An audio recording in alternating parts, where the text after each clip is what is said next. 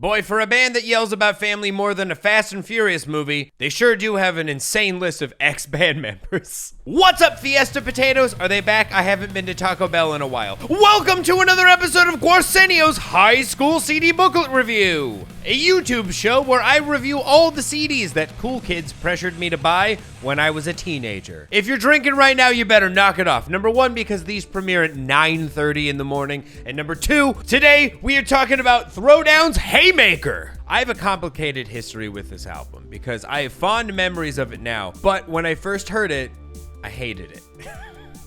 I remember first hearing Throwdown when my friend put on Forever in my car when we were on our way to a local show at Rock Island in Colorado. I initially wasn't into it because the screaming was really raw and imperfect and the music was pretty simple. And in those days, my reference points for simplistic heavy music was nu metal. So upon first listen, I was like, this just kind of sounds like Dig from Mudvayne, but without the quiet parts. Didn't we decide this wasn't cool? What's going on? And yeah, when the song was over, my friend explained to me what straight edge was. My initial reaction was, of course, to dunk on it because I started smoking when I was 15, and every party I had ever been to was just a bunch of kids with bad haircuts sharing a bottle of apple-flavored McCormick's. Colorado, everybody! But the more I learned about the straight edge lifestyle, the more I respected it. It was a reaction to all the substance abuse that had plagued the punk and metal scene since the 70s. It was a counterculture to the counterculture. Also, have you met a drunk teenager? They're awful. Even as a drunk teenager, I was like, guys, we suck.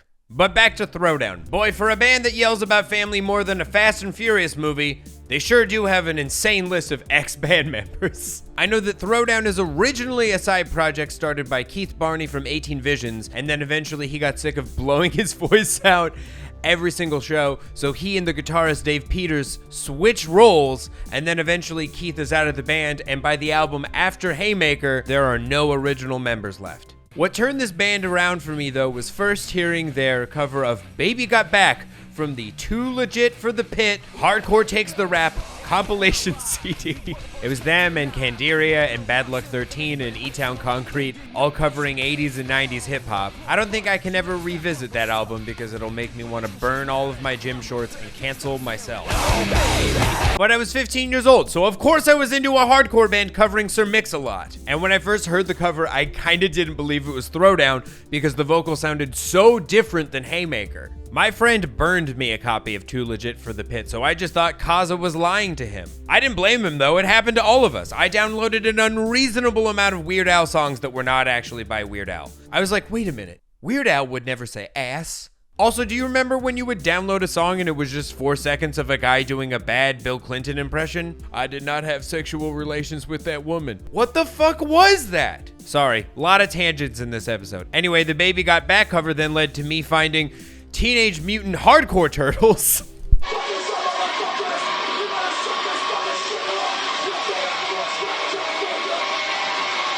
Early 2000s internet was the best internet, huh? And that led me to finding You Don't Have to Be Blood to Be Family, which is an album I would love to review on this show, but sadly I never bought the CD. I downloaded it off the internet. Keith, I'm sorry. It's what you did in 2004, and also I was a teenager with no money. I'm sorry! But that album made me totally understand Throwdown. It was closer to the noisy Converge style hardcore that I was already into, and Keith gives a vocal performance that's intense but also self-aware and a little silly at times. It just let me know that this music was about having fun. I fell in love with this record when I came back to it. I realized that the elements that I originally attributed to nu metal were actually closer to groove metal like Pantera and Sepultura, and for me, a newer hardcore fan, it was perfect. And I mentioned in a previous episode that Bury Your Dead is my gateway into liking hardcore, but Throwdown is the band that helps me find all the real hardcore. I find terror in Shai Hulud because Scott and Chad are guest vocalists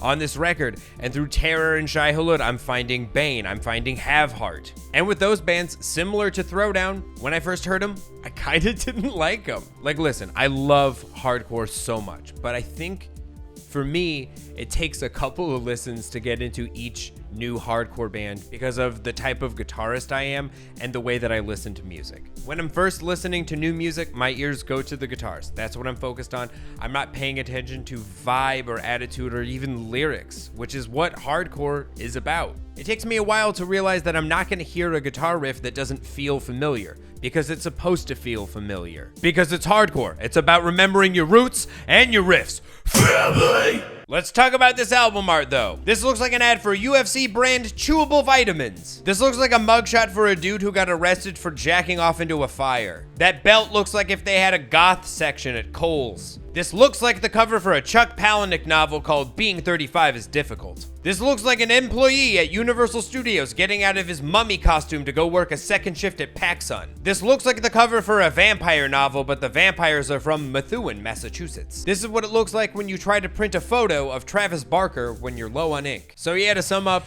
even though it's kind of wrong, this album is what hardcore sounds like to me. Also, everything you want from a live hardcore show. Backwards hats, LTD guitars. Dave Peters was the ideal frontman. Shirtless, big shorts, sometimes with a mustache, stomping around like a dinosaur, crowd going apeshit. You love to see it. But yeah, that does it for this episode. If you want to let me know what you thought of the album, or if you're my college ex-girlfriend who showed me Have Heart for the first time, guess what? I love them now, so use the comment section to tell me I told you so. Next week, we're doing Scary Kids, Scaring Kids, and I gotta be honest, I don't think I've ever listened to that album. Bye-bye! It's 2 minutes to late night!